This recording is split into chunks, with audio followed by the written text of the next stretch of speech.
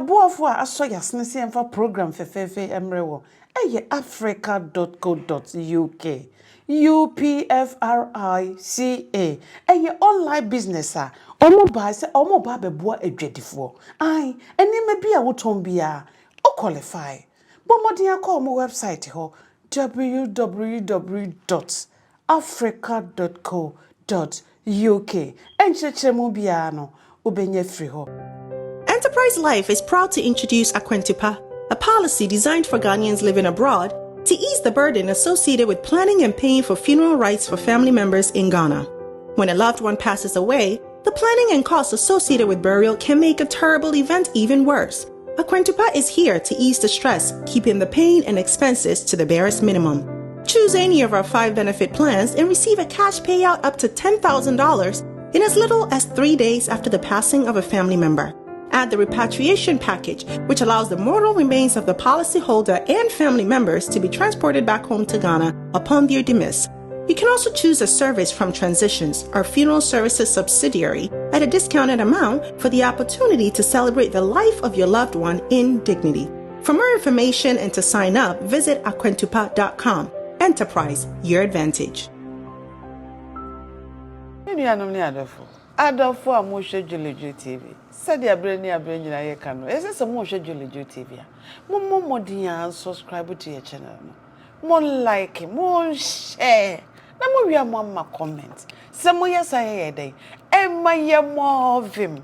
Emma ye mora na boost your immune system no. Amma ye hoden dada. Aye program foforo. E de abrewa me wanya bi ahwe. Na me say ene mi wo wa makwa adwuma ba bi ama bre a me dwedwe me ho mi nya kola mi dofo papa bi mi nkosha Nanaba African Cuisine ena mi say madam na dey me ma bro me fa call ya si Julie Juu misrew mi hia o pese me no twetwe nkomo kakra ti bomodin anambra na me no twetwe nkomo kakra.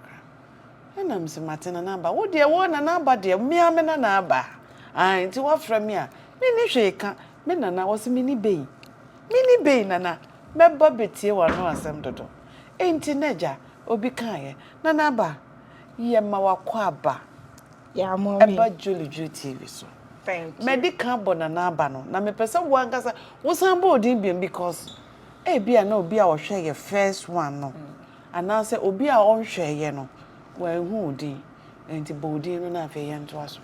Yo, mommy, akwaba so. Yeah, me de. Izina ame mama na papa was a tom. Pa brofuziri wearing ya Eunice Abba ahin. Okay. Na mom no me fantazin ze nana aba. Nana aba na mama na papa was a tom. Inti na mato hazin Nana Abes African Cuisine. Okay. Inti mizin onion. Yate, ya dance. Na Julie Juu TV yesere mu yehia mo. Julie Juu TV yesere mu yehia mo. Julie Juu TV aba. Aha, nti asem kura wo ma Julie Juu TV no. Kan yonko. Yo, mommy, me fra wa onya bon. Ozikan. Me da wase papa dem me to nsa fra aba. Na me ke no onya bon kra. Na me pede. We wish my customers nyina Merry Christmas and a Happy New Year. Hey, how dare you? Mezinda kese mezemo na mezemo my customers nyina onam there fiti embra eba ha ebe interview mun nyame adom kofo ehu papa nti igwazineze kwa no kodo yeda nyame ase nti mesimeda ndase mezemo na mezama me customers nyina mo se mo wotum wo ba ha wo bezigwa ma ejuma no okodo na me so ze ezibam papa ze were nyame ne eda na se na na ba yeda nyame ase so se obi kan ye se enye enipa nyina na wo bibi ma omo kai wati ase se de watimi ehu se ampa Julie Juu TV ye ba ha betwa wo program no eni wodua ne papa ne di 2 TV so call here ne ye call here no enkrofo ehu ha sei wo muguso eba business ekoso na ye di aseda ema Nyankopon se wa ma bibia nso aye kama ama bibia edede na de okasa no asesem okokrom na ba ko ni krom ko vanje se be your fantini minim so ya fantini minim ba se na ba ya fantini intina de okokrom na anyem obi ka kira me se na nsem mo na oyiye program bi wa ha weekend oh nyo menya Nigeria ni bia na menye ne bom yebo especially Saturdays you stay to bed 2 o'clock until your chance is ye yerebo extra just to 2 o'clock nkofo botum aba wa beji won have fun until odi can apply for temporary license for Saturdays ti we grante mehen ti no yaza ti hopefully nyame ya adoma yes next year muso a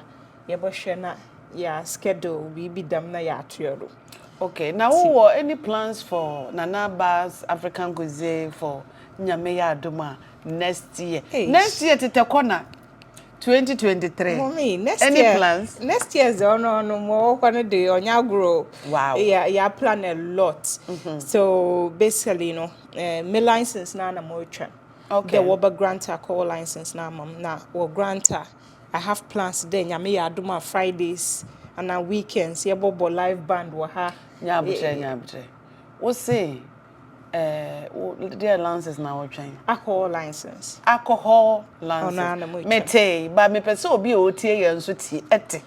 Said ye be obi hu say Nanaba train alcohol license. Mo hu abrochire. Abrochire woni license out to me ntonso. Ghana obi osime bia peteshi ba. Ghana over here container bi anase kiosk bi osime bia peteshi ba oto peteshi ububu peteshi obi anu mpre obi anu nko ababia mechew ayi me ho ahwani bia asambre ma bia no ni asem krom ha yenye ne saa o someone na number osi o twen alcohol license krom ha se woni license a echese wutimi ton ensa ebura untimi nton inti na Nanaba say o twen alcohol license nafe odi ni manie bi aka na to aso ne enko mommy onya baka mensa pe plan de bebre weekend ye be stay extra hours ya me adoma ibia Friday Saturday ye be try abo live band wa ha live band bebre already plans bebre kwa inti mo we nenim 2023 is also pa ye de nyame ase ewiase de obi kan say o plan ahead o if you can't beat them join them plan ahead because what I was say unya vision say me toto me ne ma nya me ya adoma say na meye nana o plan say ye come pa that's o plan say ye come na just say wanya obi so obetoto chinchingana na chinchingana me ye dedo When you say my dream course Ghana, you said that for obi besi ho. What's that my dream ko? What's a Ghana sport? Okwa no go for obi no chinchinga for ha. Mommy, chinchinga for ha you for say krom ha de nya ne sa. Make grill na DJ our kitchen mo hia mo the bottle do na ma to maze. Abroche for you. That is abroche for you. Okay.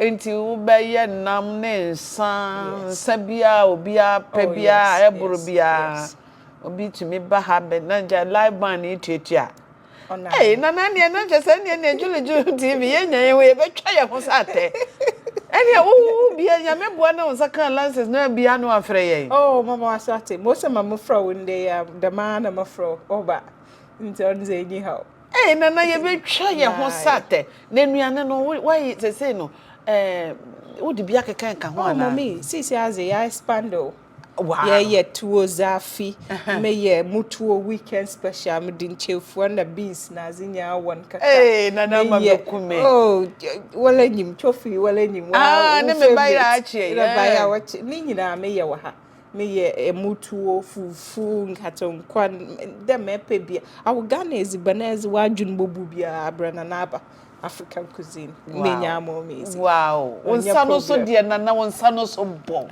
waduane e de medase me yada ododo medase me yada. Hello my people, my viewers, we are here in Nanaba African cuisine. Nanaba said now she introduced a lot of nice African food. Yes. Even if you're a white man or white lady, you can just pop by and buy that food. She said she has Tuozafe, TZ, and Omutuo, fufu, wache. If you want to try, if you want to try fufu, come here. Fufu and in catering coins. Come here. Come to Nanaba African cuisine. If you want to try Ghana food, just pop by. You can get what you want with small money, isn't it? Yes. Nana. Yes. Ain't it? Eduane asese wanya nya aka hono no. Nanya. Ya da nyame ase. Na mate so de nkofo pe gobe pa gobe. Nana gobe ne dia de. Corny beans. Oh, yeah. No empante na aka na say. Gobe de say Ghana gobe dia ka gobe. Gobe. Mase gobe no na ase ka ya confuse me.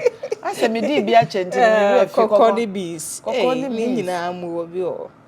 Corny beans. Smart you. Yeah. Red plantain and beans. Yes. Fried one. Come to Nanaba's African cuisine. You can get it from here. Don't waste time. If you feel hungry, my brother, my sister, come here. Yes. Nanaba will serve you nice food with small money. Nana. Yes. And no business na na eguso no. Oh, no, kakra. Na dia where we bibia atotona kwan. Anya chi awadofo ne enkwai. Emom no. Me main mama is a fro in there is the mother me customers are say. Me da wana se papa wo supporter was a mom we so menfi besi da membri we wish one official pa afisi say na Nanaba ye kese na me customers is weziza me da ma na wa bibia recordo kama nti me main purpose me ze fro oni the merida wana ase na ma wish one official pa nti me ze ntia so mama adofo nyina ameze were nyim Fama wadofo nyina me chia mukun because onoze ono na ozi memfe mbofra me ono ana so womu de bia mbwe ya medana ase mezinda ase so mezema Julie Juu TV wo you know one so pa we so mumu ma me bodu pempenso amuwe I will never forget the nyame so owe na afa nti me customers awo ba ha mezinda ase nchia mezema ho nyina me da wona ase me pese o kan bibi kakra aka aye afi foforo aye besimu said ye nipa ye besi aboya brabo afa ye be ya hwe yie futu kakra bi futu kakra bi I want to just give people just small advice so that they can even see how they can protect themselves and do their life.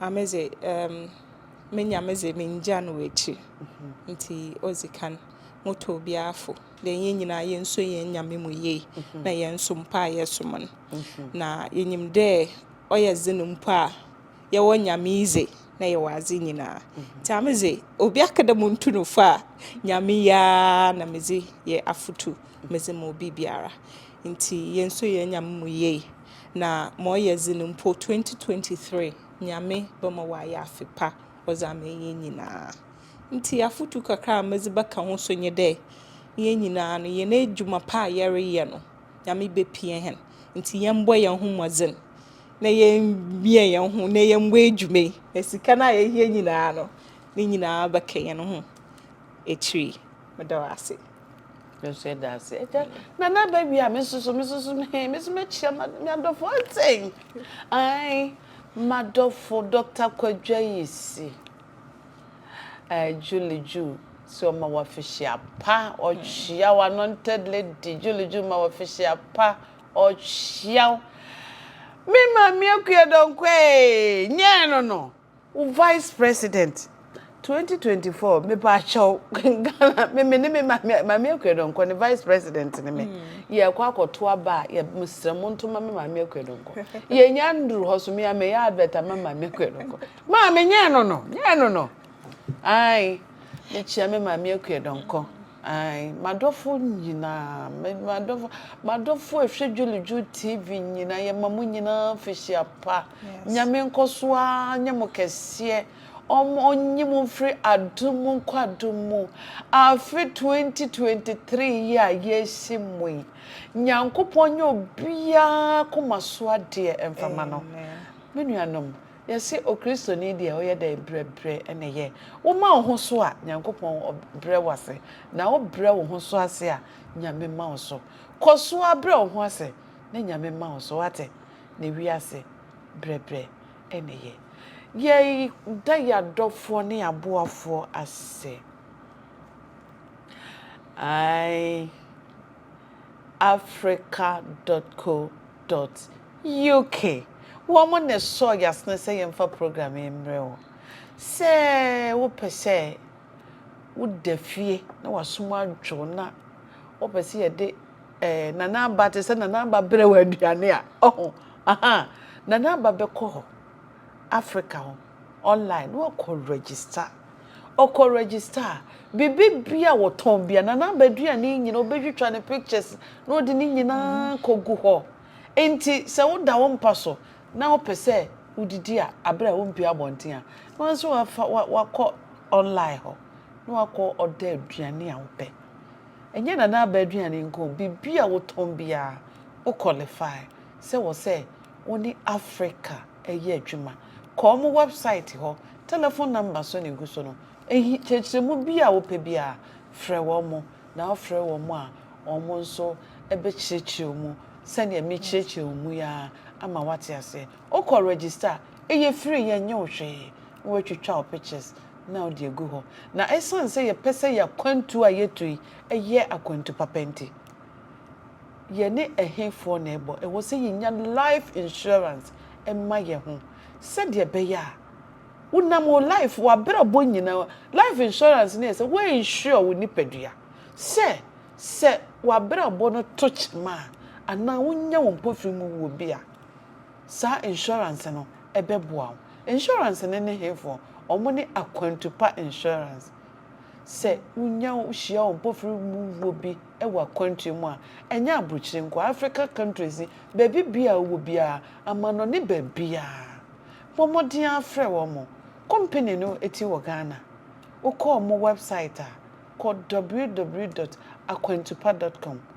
wo mo beba be fa wofunu uhia ompofiri mu wo beba be fa wofunu efi abrochire kro bia wo so ana ba bia wa wu atobia e de wa ko Ghana akoma wo busuafo asa de sikasa ka ho e de ama wo busuafo se ye engineer mfanye wo ye me kai first na amanfo tutu kwan ko Nigeria no obi ko wu wo ho ayesi o yesie no basa obi wo ho ayesi na oba ye mu ko bo braye na oba wo ho ana obi ibi wa baga na kura be so amone braye to obi emfi no basa wo tu kwan no wa kwantu no be ya kwantu papa dia ene na wo ne akwantupa insurance e wo sha sese ya e register na anu yomo e ye adwuma daachi bia wa kwantu no e be ya akwantupa omo de ofuru be kwa Ghana ko mo obusuafo ama omo aye wo yie de sikaka ho ama akata wachi krakrakra ama wonso wonim abenyam